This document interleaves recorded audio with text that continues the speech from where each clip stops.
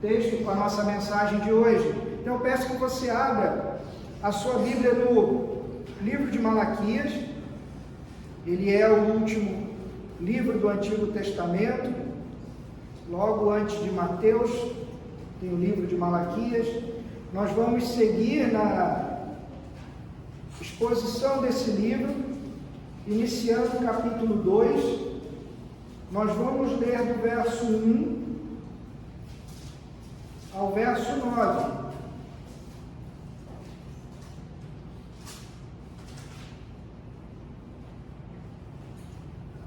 Malaquias 2, nós vamos ler do verso 1 ao verso 9, e eu faço a leitura na NAA. Todos encontraram? Amém? Diz assim a palavra do Senhor: e agora, sacerdotes, este mandamento é para vocês: se não ouvirem e não se importarem com a necessidade de honrar o meu nome, diz o Senhor dos Exércitos, enviarei sobre vocês a maldição e amaldiçoarei as suas bênçãos. Aliás, já as amaldiçoei, porque vocês não se importam com a honra devida ao meu nome. Eis que reprovarei a sua descendência, passarei no rosto de vocês o esterco dos animais sacrificados das suas festas, e vocês serão levados embora com esse esterco. Então vocês saberão que eu lhes enviei este mandamento, para que se mantenha a minha aliança com Levi, diz o Senhor dos Exércitos. Minha aliança com ele foi de vida e paz, e foi isso que eu lhe dei para que me temesse. E de fato ele me temeu e tremeu por causa do meu nome. A verdadeira instrução esteve na sua boca, e nenhuma injustiça se achou em seus lábios. Ele andou comigo em paz e retidão, e afastou muitos na iniquidade. Porque os lábios do sacerdote devem guardar o conhecimento, e da sua boca todos devem buscar a instrução, porque ele é o mensageiro do Senhor dos Exércitos. Mas vocês se desviaram do caminho, e por meio da instrução levaram muitos a tropeçar. Vocês violaram a aliança de Levi, diz o Senhor dos Exércitos. Por isso também eu os fiz desprezíveis e indignos diante de todo o povo, na medida em que vocês não guardaram os meus caminhos e se mostraram parciais na aplicação da lei. Desde o início dessa nossa série de pregações no livro de Malaquias, nós já vimos dois diálogos entre Deus e o povo. Primeiro diálogo, Deus falava do seu amor pelo povo, e quando o povo questionava, Deus dizia que ele havia escolhido Jacó e não Esaú, e que ali estava a prova do seu amor. No segundo diálogo, Deus denuncia os sacerdotes que não estavam desempenhando o seu trabalho como deveriam. Por quê? Eles estavam oferecendo animais defeituosos, estavam desprezando o culto, eles estavam cansados, eles estavam desanimados, e além de tudo respondiam ao Senhor de maneira debochada, porque sabiam que faziam tudo isso errado, e quando o Senhor os confrontava, eles diziam: o que é que a gente está fazendo para desprezar o seu nome? Agora, nesse texto, mais uma vez, Deus vai falar.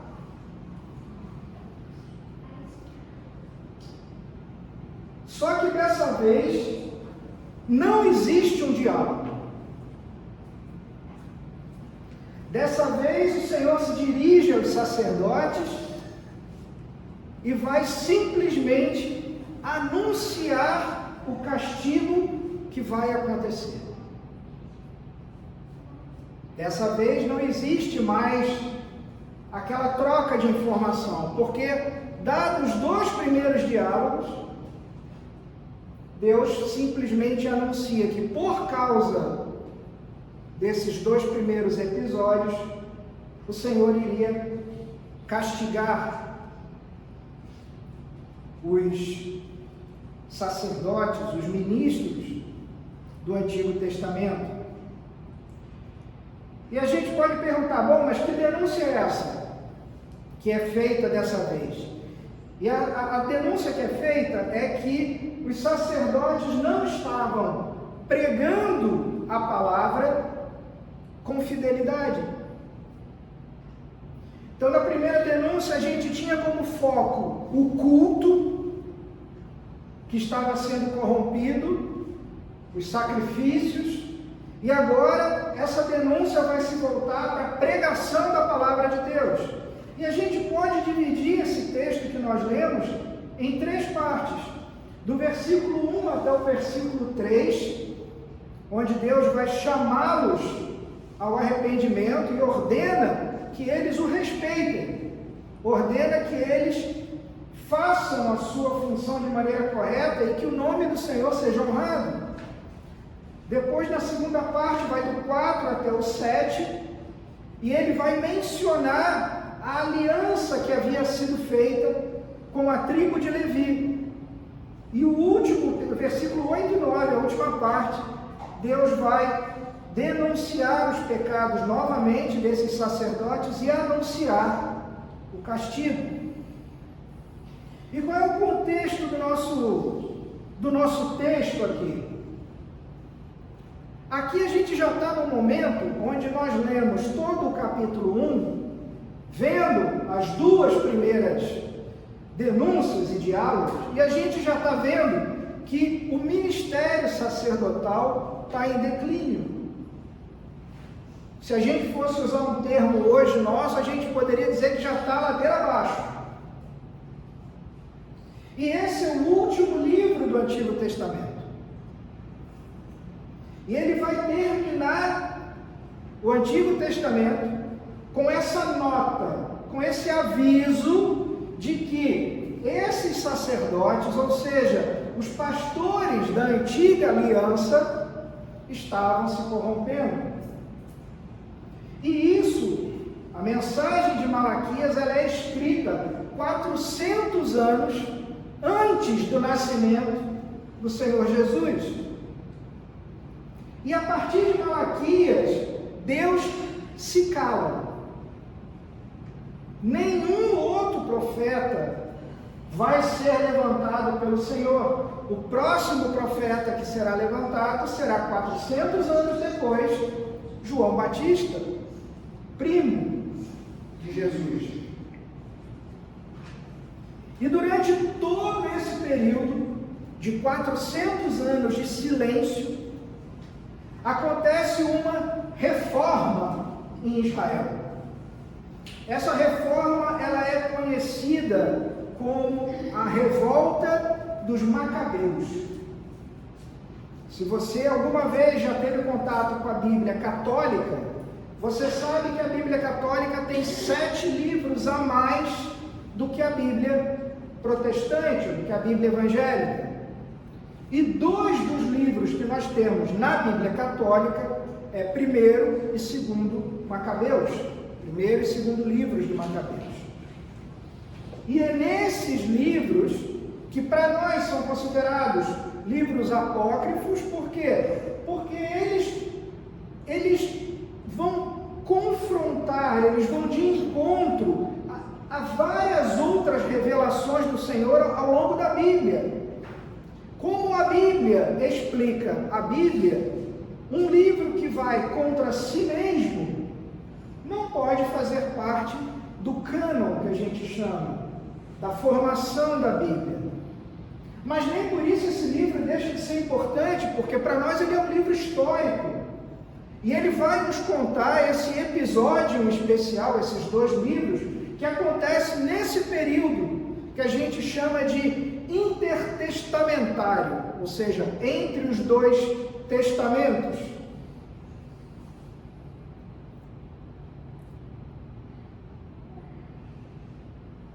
Esses livros, eles vão nos ensinar que naquela época o mundo era dominado pelos gregos. E Alexandre o Grande tinha o desejo de helenizar todo o mundo. O que é helenizar? Era tornar o mundo grego. O que ele queria era que todos os povos que estavam sob o domínio do Império Grego viessem a adotar a cultura grega, a religião grega, a filosofia grega. Então essa era a ideia, e como ele havia conquistado praticamente grande parte do mundo, ele queria espalhar essa ideia dele para esses lugares. Mas quando eles chegam até Israel, eles enfrentam um problema. Porque Israel resiste a esse processo de helenização, de tentar tornar Israel uma cultura, uma filosofia, uma religião grega. Eles resistem. Isso acontece 150 anos antes do nascimento de Jesus. Então, esses judeus, eles são liderados pela família de um sacerdote chamado Matatias. E esse sacerdote, junto com os 6 filhos dele, formam um clã, chamado clã dos Macabeus. E eles vão comandar a reforma dos judeus contra essa tentativa de Alexandre o Grande de tornar Israel um país, uma cultura, adotar a religião grega. Nessa época, por conta da revolta liderada pelos Macabeus, pelo clã dos Macabeus, surge um partido entre os judeus. Em algumas Bíblias vai se falar que cria-se uma seita entre os judeus, chamados Hassideus. Hassideus significa em hebraico homens santos. Olha que interessante. Esse partido, essa seita, é que logo na sequência vai se transformar no partido, na seita dos fariseus, que nós conhecemos também, que é muito mencionado no Novo Testamento pelo Senhor Jesus. O que esses homens queriam com a revolta dos Macabeus, com esse partido dos Hassideus, que mais tarde se transformaria no partido dos fariseus? Eles queriam manter o culto a Deus. E eles falavam de uma necessidade de se voltar à lei. Era uma reforma. Eles queriam uma reforma, porque não era cabível para eles aceitar essa ideia de se tornarem parte de um mundo grego. Então houve de fato uma reforma no sacerdócio de Israel e na vida do povo em Israel. Eles vão sofrer grande perseguição, mas os romanos são derrubados, os gregos são derrubados pelos romanos. Os gregos deixam de ser a cultura dominante do mundo e os romanos assumem esse lugar e começam a conquistar o mundo inteiro. E quando chegam a Israel, parece que eles entendem e aproveitam para aprender com o erro dos outros e falam: tudo bem, nós vamos deixar vocês cultuarem o Deus de vocês da maneira que vocês quiserem. Então, os judeus aceitam. Existe meio que um trato, vários judeus inclusive vão dar as mãos aos romanos, e Israel vai voltar a cultuar o Senhor conforme estava estabelecido na lei de Moisés. Esse sacerdócio que a gente vê em Malaquias, que é denunciado aqui em Malaquias, que é marcado pela desobediência, é marcado pela indiferença. Depois da revolta dos Macabeus, ele se torna o oposto. Deixa de ser um movimento totalmente desacreditado, largado, sem compromisso, para ser um movimento que vai para o outro extremo. O excesso de zelo, de cuidado, que é o que marca o jeito de ser do fariseu. O fariseu que observava a lei, que conhecia a lei de trás para frente. E isso vai para um extremo tão grande que os fariseus começam a inventar leis que não existiam na lei de Moisés. Conhece aquele negócio de que o gato escaldado tem medo de água fria? Eles vinham de um extremo onde a lei e o sacerdócio haviam sido desacreditados. Então, na tentativa de trazer isso de volta, eles querem dar uma ajudinha ao Senhor, acrescentando mais algumas leis, né? Vai que com isso o pessoal fica melhor. Só que isso se transforma num legalismo absurdo. E é esse legalismo que Jesus Cristo vem denunciar na época dele. É esse legalismo que Jesus diz que não aceita, que diz que vocês estão colocando um fardo sobre o povo que nem vocês conseguem cumprir. Que essas coisas não estavam na lei. E essa é a última palavra que Deus dá no Antigo Testamento para os sacerdotes. Mas afinal de contas você pode perguntar o que Deus esperava então desses sacerdotes? Bom, a função desses sacerdotes eram basicamente três. Primeira, oferecer o sacrifício dos animais que o povo trazia, ou seja, eles tinham que matar os animais. Essa era a primeira. Então ele separava o animal puro do animal impuro, separava o animal que era perfeito do imperfeito, separava aquilo que tinha que ser queimado no templo com aquilo que deveria ser queimado fora do templo. Segunda tarefa do sacerdote, do levita, era guardar o templo e zelar pelo templo. Você imagina que você mata animal 3 vezes por dia. Você imagina a quantidade de pessoas que tinha no povo de Israel. Isso já começa no tabernáculo, no meio do deserto.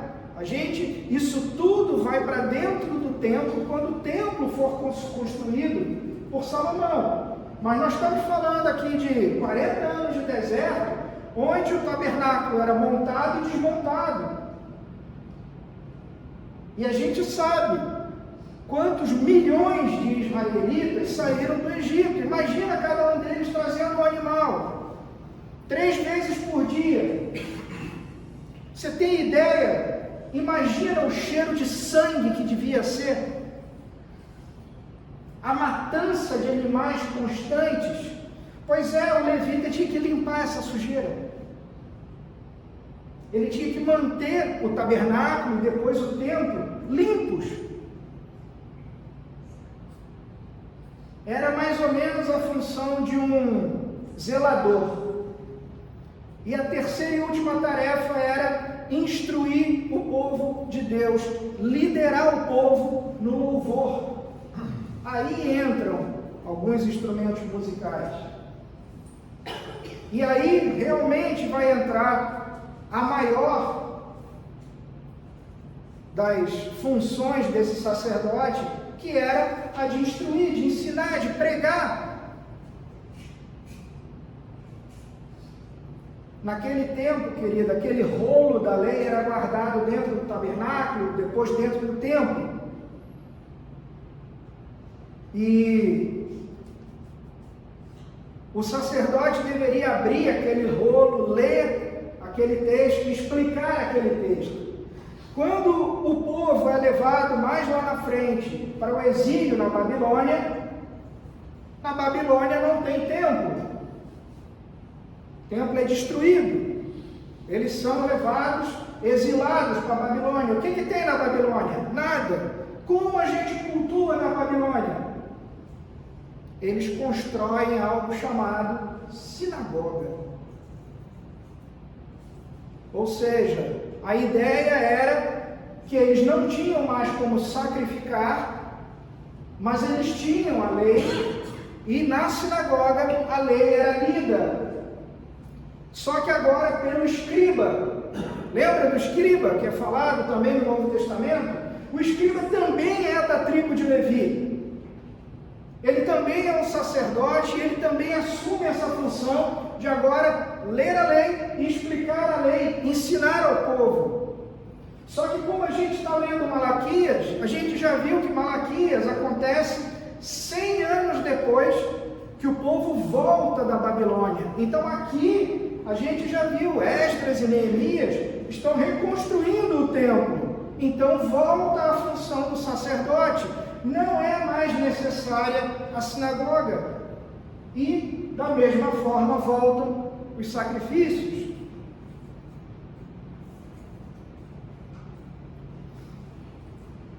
Ou seja, os sacerdotes, eles eram totalmente separados para essas três funções que a gente viu. E eles eram totalmente sustentados pelos dízimos trazidos pelo povo. Por quê?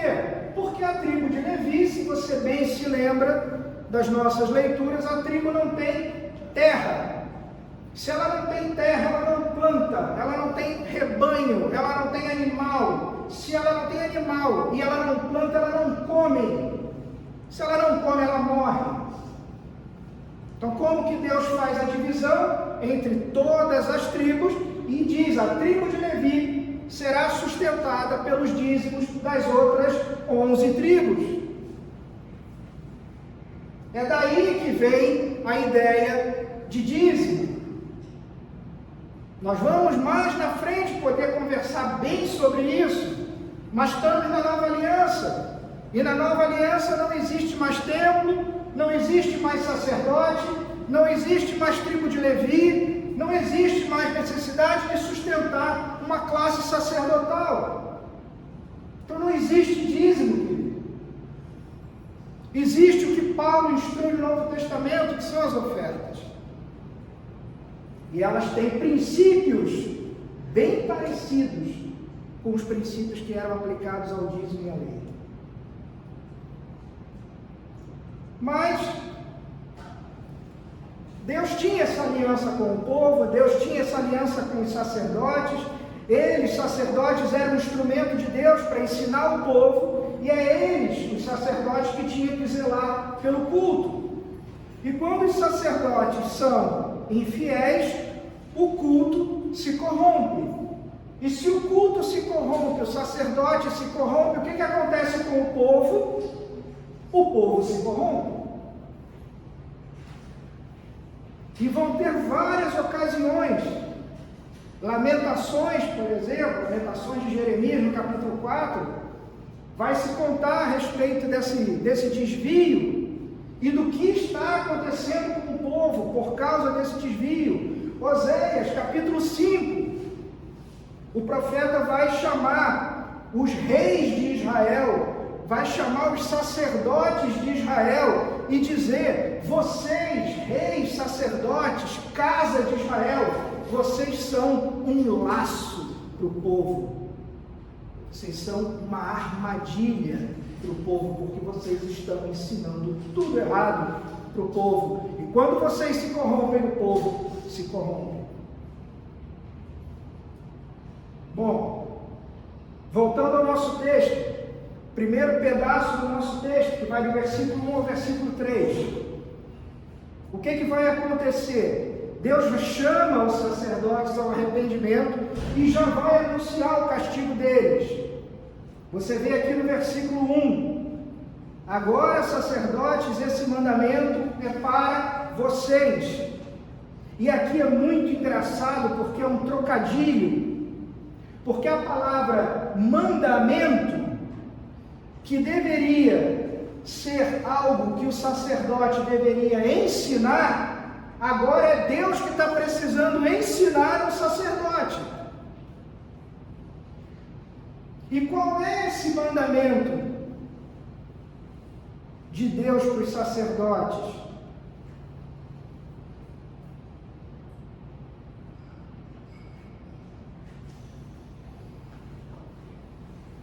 Ele vai falar no verso 2: se não ouvirem e não se importarem com a necessidade de honrar o meu nome, diz o Senhor dos Exércitos, enviarei sobre vocês a maldição e amaldiçoarei as suas bênçãos.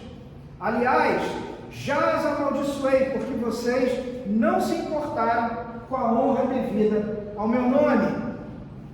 Eles tinham que ouvir e realmente se propor de coração a honrar o nome do Senhor. Porque como que o povo vai aprender a honrar e respeitar a Deus? O povo vai aprender observando aqueles que o Senhor Deus colocou para dirigir o culto, aqueles que foram chamados para ensinar e para pastorear. E se esses são os primeiros que desrespeitam o Senhor, o povo também vai desrespeitar, também vai falhar em cumprir as obrigações dessa aliança.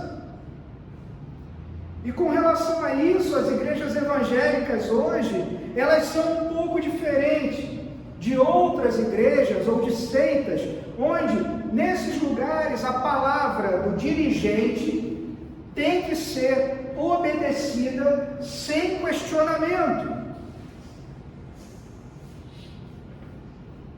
Particularmente nas igrejas evangélicas históricas, que é o nosso caso aqui, o poder não reside no pastor, o poder reside na assembleia. É a assembleia quem decide o que será feito. O povo, ele tem condições de questionar, de dizer que não aceita o que está sendo feito ou o que está sendo pregado. O povo tem o direito de exonerar o pastor que não esteja agindo de acordo com a palavra de Deus. E aqui eu abro um parêntese: se o povo não conhece a palavra de Deus, como o povo vai fazer isso? Se o povo não for como lá no Testamento, no livro de Atos, lá no Novo Testamento, Paulo fala sobre os bereanos. Se não for como o pessoal lá de Bereia, que escutava as pregações de Paulo e ia conferir na lei o que Paulo estava falando, como que você vai saber que um pastor se desviou e se tornou mau? No entanto, apesar dessa liberdade que nós temos hoje, por causa da nossa natureza, a natureza do nosso próprio povo, a comunidade geralmente vai seguindo de maneira cega o seu líder. E quando a liderança cai, o povo cai. Mas o que iria acontecer com os sacerdotes se eles não dessem ouvidos a Deus? Deus vai fazer 5 ameaças. E não são ameaças vazias, são ameaças que vão ser cumpridas. E com o declínio desse sacerdócio levítico, o que começa exatamente aqui, o que vai acontecer é que Deus está preparando um novo sacerdócio. Dessa vez, um sacerdócio em Jesus Cristo. Essas são as ameaças. Deus diz que vai enviar sobre eles maldição. E a maldição aqui que Malaquias se refere, são aquelas maldições que estão lá em Deuteronômio 28. E se você olhar o capítulo 28 de Deuteronômio, tem lá 14 versículos que vão dizer que Essas são as bênçãos da obediência.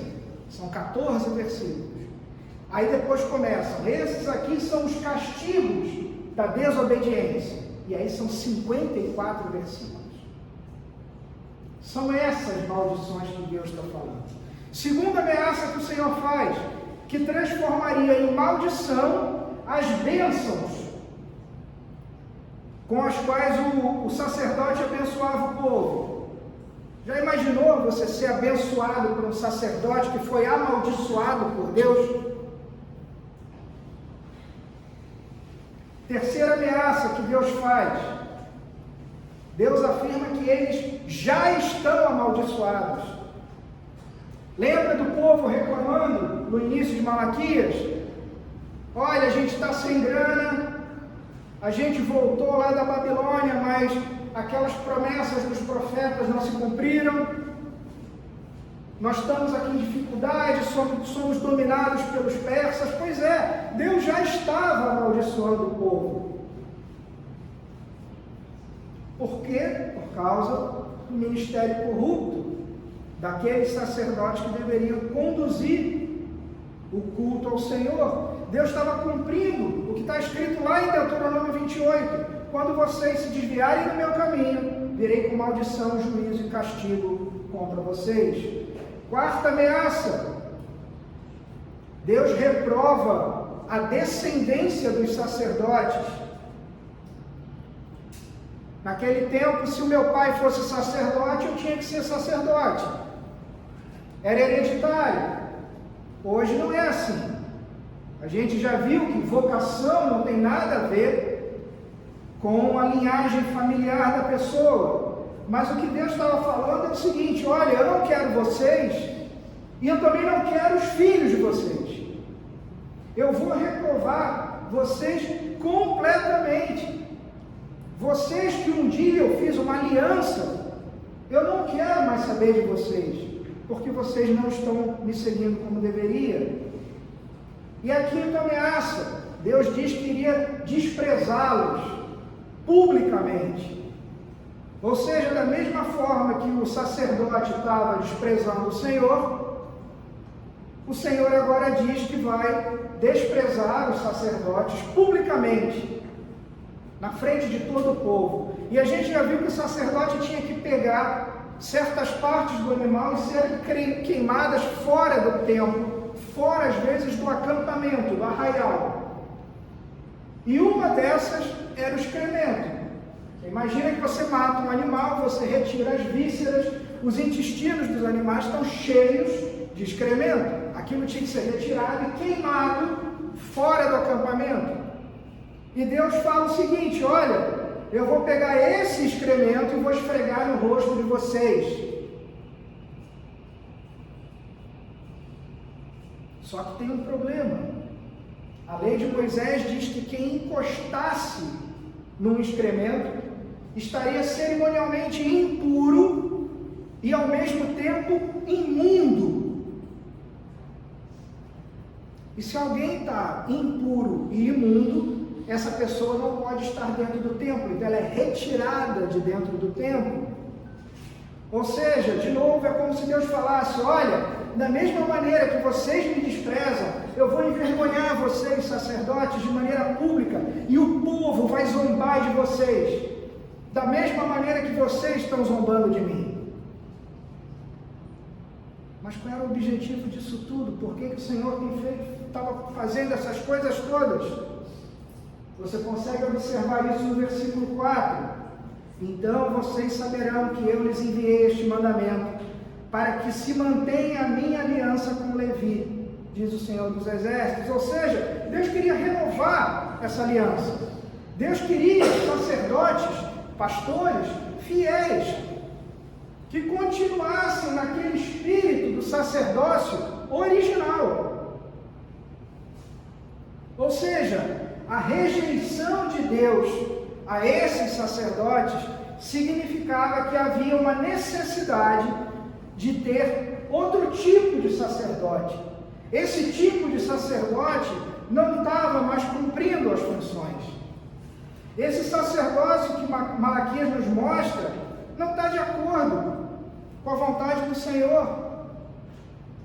E aonde que a gente vai ver isso? Se você depois abrir a sua Bíblia lá em Hebreus e ler o capítulo 7 do livro de Hebreus, você vai ver o autor do livro explicando isso em detalhes. O que o autor de Hebreus vai falar? Lá em Hebreus 7, do 1 ao 28, ele vai falar exatamente isso. Olha, o sacerdócio dos levitas era exercido por meio de homens falhos, homens pecadores, como eu, como vocês. As ofertas precisavam ser feitas todos os dias, 3 vezes por dia, porque essas ofertas não estavam resolvendo o problema do pecado. Além disso, os sacerdotes eram humanos, mortais, ou seja, um dia o sacerdote morre, e a gente tem que botar outro sacerdote no lugar daquele que morreu. Então Deus fala o seguinte: eu vou levantar um novo sacerdote. Esse novo sacerdote vai ser meu filho Jesus Cristo, porque esse é de uma ordem superior. Ele é um sacerdote segundo a ordem de Melquisedeque. Nós lemos isso em Gênesis. Ele não é mais da linhagem de Levi. Jesus é o leão da tribo de Judá. Ele não é mais um levita. O novo sacerdote vem de Judá. Ele é um sacerdote eterno. Por quê? Porque ele ressuscitou. Ele venceu a morte. Ele nunca vai precisar ser substituído. Ele vai ser o mesmo sempre. Ele ofereceu um sacrifício perfeito. Um sacrifício que não precisa ser repetido. E um sacrifício que resolve o problema do pecado de uma única vez por todas. Ele se ofereceu a si mesmo como um sacrifício perfeito ao Senhor. E o sangue do Senhor, o sangue do Cordeiro de Deus, ele purifica todos aqueles que foram chamados pelo Pai totalmente dos seus pecados. Segunda parte do nosso texto, Deus vai falar que vai recordar o povo da aliança que havia sido feita com Levi. Então essa aliança é mencionada no verso 4, ela é mencionada no verso 5 também, essa aliança, e ela também é mencionada no verso 8, essa mesma aliança. Ou seja, que aliança é essa? Lá dentre o povo, Deus tinha escolhido o irmão de Moisés, Arão. Arão era da tribo de Levi. E falou o seguinte: olha, você e toda a sua descendência serão sacerdotes para o meu povo. Isso está lá em Êxodo, está lá em Números. E Deus vai reconfirmar essa aliança num episódio que acontece, que está registrado para nós lá em Números, o episódio de Finéias. Você já escutou essa história de Finéias? O que estava acontecendo? Isso está lá em Números 25. E nós começamos a leitura de Números 1 e 2 hoje. O povo tinha se desviado. Para variar, o povo estava adorando outros deuses. Os deuses dos Moabitas. Era Baal Peor, o nome do Deus lá. E aí, o que acontece é que eles resolvem participar de uma grande orgia. E Moisés e Arão e outros sacerdotes não sabiam o que fazer. Eles ficaram tristes, chorando lá na frente da tenda do encontro. E enquanto eles estavam lá tristes, chorando, porque a ira de Deus havia se acendido contra aquele povo, e naquele episódio ali, por causa da praga que Deus tinha enviado, 24.000 pessoas morreram.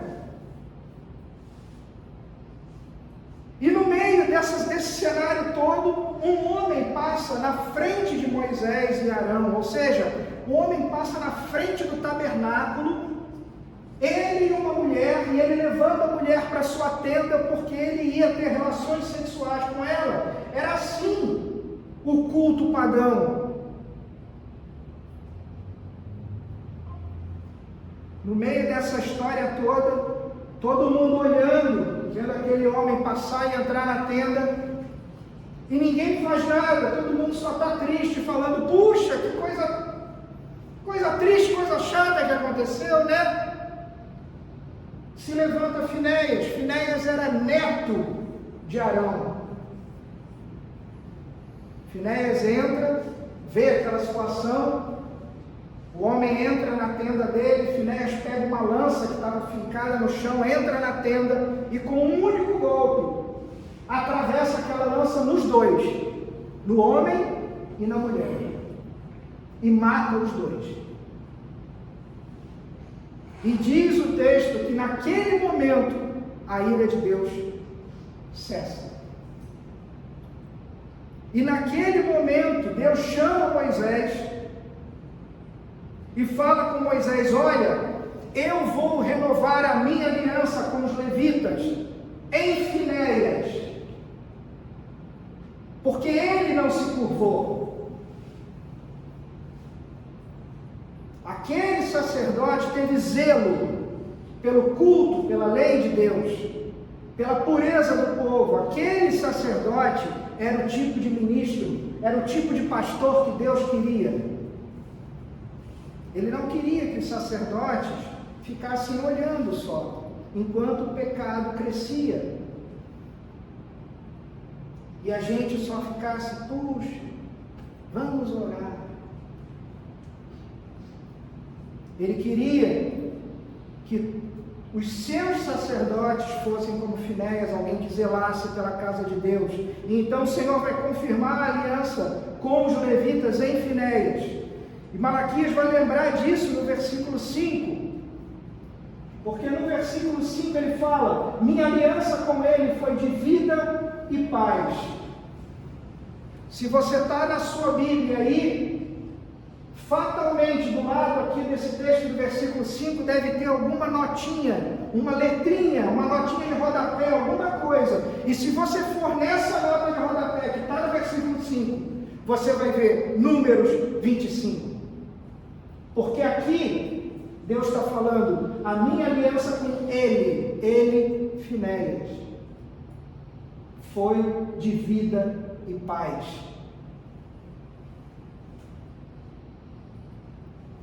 E foi isso que eu lhe dei para que me temesse. E de fato ele me temeu e tremeu por causa do meu nome.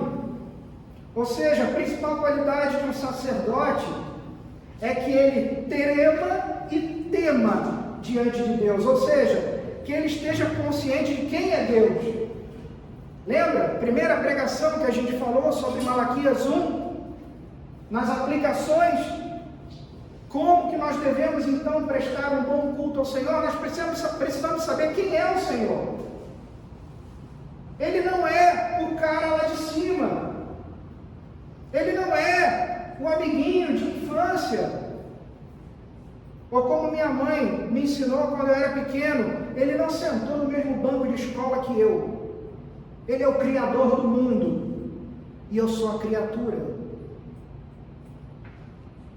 Eu fico impressionado hoje com a falta de motivação, de consciência vocacional de muita gente que quer ser pastor. Mas essas pessoas não entram para o ministério com temor e tremor. Essas pessoas consideram que é um meio de ganhar a vida.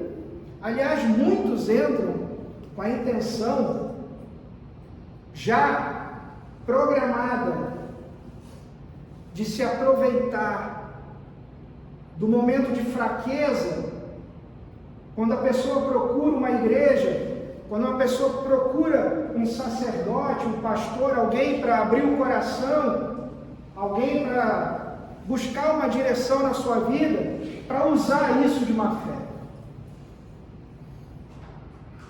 Além disso, o sacerdote levita, ele tinha que trazer na boca dele a instrução, era a função dele, ele tinha que ensinar a palavra. E também, como o texto fala, também é a função desse sacerdote, do pastor, afastar muitos da iniquidade, do mal. Como que a gente faz isso? A gente precisa ensinar a palavra de Deus de verdade. A gente precisa disciplinar com mansidão. Não dá para passar pano na cabeça dos outros. Disciplinar com mansidão, com amor. E principalmente que a igreja entenda que disciplina é um ato de amor, é cuidado. Quando você põe teu filho de castigo, você quer que ele melhore, que ele se torne uma pessoa melhor, que ele se arrependa do seu erro e volte a obedecer.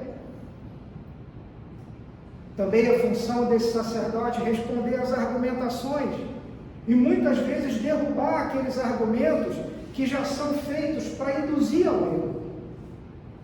Esse é o verdadeiro ministério que Deus confiou aos sacerdotes e que hoje passou a ser o trabalho de todos aqueles que o Senhor chama para exercer o trabalho através do ministério da palavra.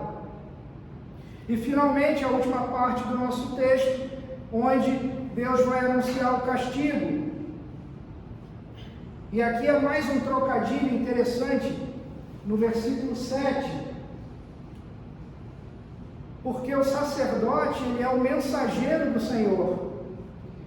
E interessante que Malaquias, em hebraico, não sei se você se lembra, significa meu mensageiro. E é a mesma expressão que está no verso 7. Ele é o mensageiro do Senhor dos Exércitos. Se você olhar aqui no verso 7, você vai ver: os lábios do sacerdote devem guardar o conhecimento, e da sua boca todos devem buscar a instrução, porque ele é o mensageiro do Senhor dos Exércitos. E o capítulo termina com o anúncio do castigo dos sacerdotes. Está no verso 8 e 9, que nós já vimos. Que aplicações, queridos, você pode tirar desse texto para a sua vida hoje? O que a gente deve aprender desse texto com relação ao culto? Nós estamos estudando Malaquias para aprender qual é o culto que o Senhor deseja.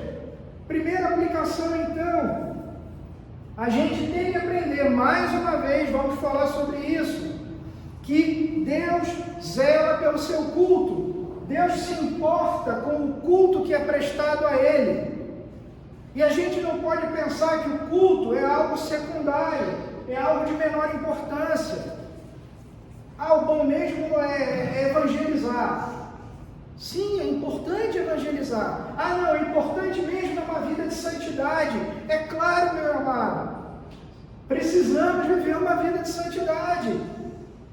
O bom mesmo é a comunhão. Tivemos ontem sensacional a comunhão.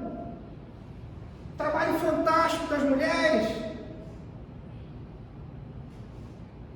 Mas a Bíblia fala: não, querido, tudo isso vem como consequência. O mais importante de tudo é o culto que você presta ao Senhor. Não é secundário, não é sem importância. Deus dá importância a como o seu povo o cultua.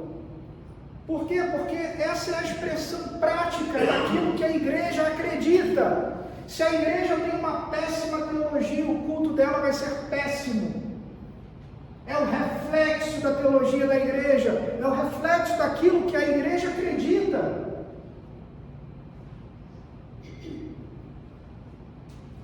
É o reflexo da vida espiritual da igreja. E se o Senhor zela pelo seu culto, nós temos que dar importância a tudo que diz respeito ao culto, como está estipulado na palavra do Senhor. E você pode pensar assim: Rodrigo, isso tudo é uma bobagem, porque isso é coisa do Antigo Testamento. Isso não vale para hoje, nós estamos na nova aliança. E eu tenho que te lembrar, querido, que Deus é o mesmo ontem, hoje e sempre. O Deus do Antigo Testamento é o Deus do Novo Testamento. Ele não deixou de ser mau e ficou bonzinho. Ele é o mesmo. Aquilo que ele acha errado, ele continua achando errado até hoje. A gente tem que se dar conta, muitas vezes a gente fala muito assim sobre lei e graça. Nós estamos sobre a graça, sob a graça. A lei já não vale para nós. E é verdade, a lei cerimonial, esse negócio de matar animal não precisa, porque a gente já viu que o sacrifício de Jesus valeu. Não tem mais sacerdote, não tem mais templo, não tem mais um local para ser adorado, só pode ser adorado no templo. Não, ele pode ser adorado em qualquer lugar. Lembra da mulher samaritana? Nós temos que adorar nesse monte ou naquele monte? A resposta de Jesus: em nenhum dos dois, vocês têm que adorar em espírito e em verdade, porque Deus procura adoradores que o adorem em espírito e em verdade. O culto na antiga dispensação era regulado por essas leis, e o culto na nova dispensação não é mais regulado por essas leis. Por quê? Essas leis, elas tinham um caráter simbólico, essas leis apontavam para Jesus. Tinha o templo, não tem mais templo. O que Jesus fala para os fariseus? Vocês estão vendo esse templo? Eu o destruirei, e em 3 dias o reconstruirei. Você é louco? Levou 40 anos para ser construído. O que Jesus estava falando? O que seria reconstruído em 3 dias? A ressurreição do seu corpo. O corpo dele é o templo. Não tem mais sacerdote, ele é o sacerdote. Não tem mais sacrifício, o sangue dele foi derramado. Não precisa mais de sacrifício. Tudo lá apontava para algo que iria ser cumprido em Jesus. Então, quando você lê Levítico, Número, Deuteronômio, isso tudo é chato, é ruim, isso tudo é uma repetição, é uma bobagem, eu não tenho paciência para isso. Meu amado, a gente leu aqui no início do culto, é a palavra de Deus, é útil para instrução. Se você não sabe isso, você não entende o Novo Testamento. Você não entende Paulo, você não entende nenhum dos textos dos apóstolos. Os princípios de culto permanecem os mesmos. Deus deseja que o seu culto seja verdadeiro, que esteja de acordo com a revelação. Qual revelação? A revelação na palavra. Deus quer que nós nos acheguemos a Ele, Ele é um Pai amoroso. Mas como que nós temos que achegar? E aí, cara, beleza? Estou na área. Não se achega ao Criador de todas as coisas assim. É necessário reverência. É necessário, sim, alguma formalidade. Nós temos acesso direto ao Pai? Claro que temos. Podemos fechar a porta do nosso quarto, cair em prantos na frente dele. Podemos dizer para ele: Senhor, eu não sei mais como te pedir, mas eu preciso. E ele sabe do que você precisa. Tudo isso ainda é requerido hoje. Uma atitude correta. Segunda aplicação, a gente tem que aprender. Uma das principais funções do ministério pastoral no culto é a instrução da palavra do Senhor. Então, quando nós falamos, principalmente, e eu tenho feito algumas vezes essa pergunta para pessoas diferentes, obtido respostas diferentes. Quando alguém pergunta para você por que na porta da sua igreja tem escrito reformada, se eu fizer 10 vezes, eu vou encontrar 10 respostas diferentes. E aqui você poderia responder com total tranquilidade e a sua resposta estaria certa. Aqui o nosso culto é centrado na palavra. Ponto. quando a gente fala da centralidade da palavra de Deus, a gente fala sobre isso com base bíblica. Por que Deus chamou a atenção dos sacerdotes? Porque eles não estavam cumprindo a função de pregadores da palavra e eles não estavam ensinando ao povo. Ou seja, quando a gente insiste que o nosso culto tem que ser algo centrado na palavra de Deus, e que isso é algo superior, isso é algo eficaz, muito maior do que qualquer modismo que pode aparecer, ou que qualquer outra atividade que alguém tente inserir no culto, a gente faz isso porque nós estamos preocupados com a fidelidade da palavra. Nós não somos fariseus calvinistas, nós não somos legalistas. Esse é o ensino que foi estabelecido na Escritura. A gente não deveria ter vergonha de dizer que o nosso culto é centrado na palavra. E a gente, às vezes, alguém pergunta para você, como é que é o culto lá na tua igreja? Ou então alguém já estabelece e faz a piadinha, né? Igreja reformada, então o culto de vocês é frio. Aonde que é frio?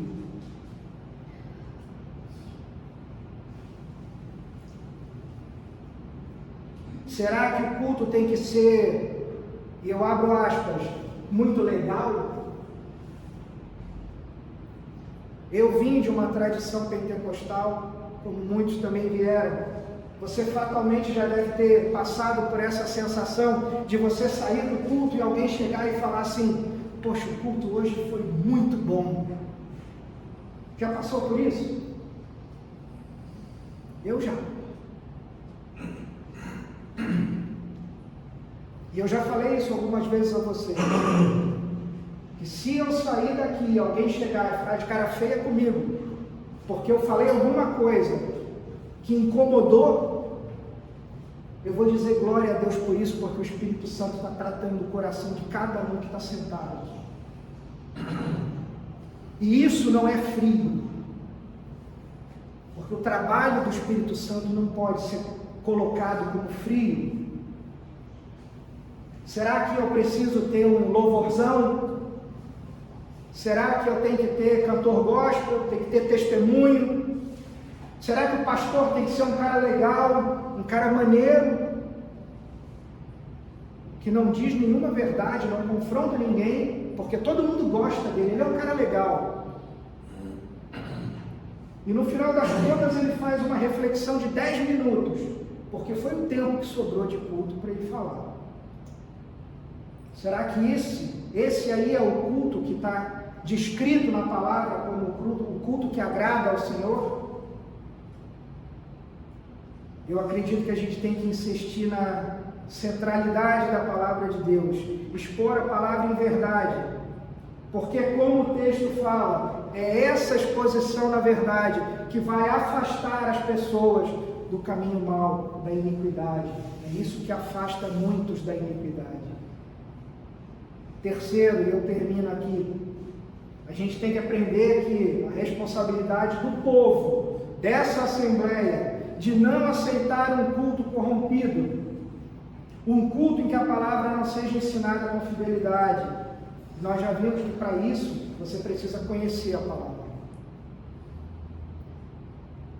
A gente não pode aceitar que pastores se desviem do caminho que Deus colocou e que eles continuem nesse mesmo caminho. E eu faço aqui duas perguntas para você. Como anda com essa mensagem de Malaquias que nós temos pregado até agora?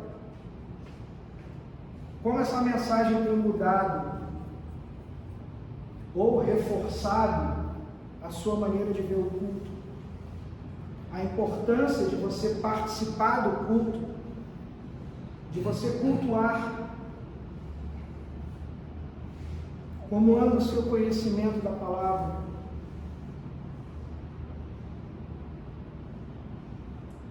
Eu termino agora e nós vamos orar pedindo, eu peço que você faça essa oração na sua casa, nas nossas reuniões de oração, que você ore pelos seus pastores e por essa igreja. Não é fácil pregar a palavra. Assim como o mundo se coloca para vocês com um monte de coisas bonitas e legais, se coloca para nós também. Então que você ore, pedindo que o Senhor nos fortaleça, fortaleça a mim, fortaleça o Beto, para que a gente nunca se desvie da pregação fiel do Senhor. É difícil, é complicado, afeta as nossas famílias, exige investimento, exige estudo, exige recurso, mas foi para isso que o Senhor nos chamou. Feche os teus olhos, vamos orar. Senhor Deus Todo-Poderoso, nós te agradecemos, Pai, pela Tua palavra, ainda que seja uma palavra forte, Pai, ainda que seja uma palavra que nos confronte, que nos desafie. Nós pedimos, Senhor, misericórdia, pedimos que o Senhor não se afaste de nós, que o Senhor nos traga, Pai, força, determinação para continuar pregando a Tua palavra, ensinando o Teu povo, ajudando, Pai, a caminhar, que nós saibamos usar a autoridade que a Bíblia nos coloca, Senhor, com amor, com mansidão, mostrando, Senhor, o Teu amor a cada um daqueles que o Senhor tem colocado para nós pastorearmos, Pai. Te peço também, Senhor, pelo Teu povo, não só por essa congregação, pelos nossos queridos, famílias, mas pelo Teu povo ao redor do mundo, Pai. Que o Senhor nos use e use a cada um de nós aqui para que a Tua palavra verdadeira seja espalhada pelo mundo, Pai.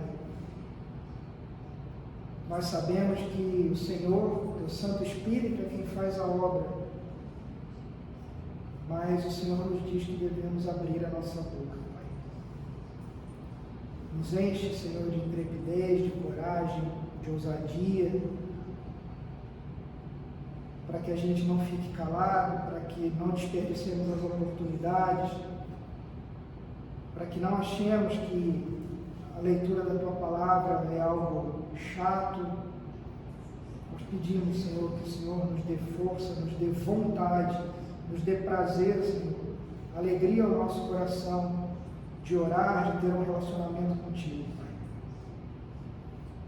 Pedimos que o Senhor nos leve em paz para as nossas casas, nos dê uma semana abençoada na Tua presença, cuidando de todos nós e de todas as nossas famílias, Pai.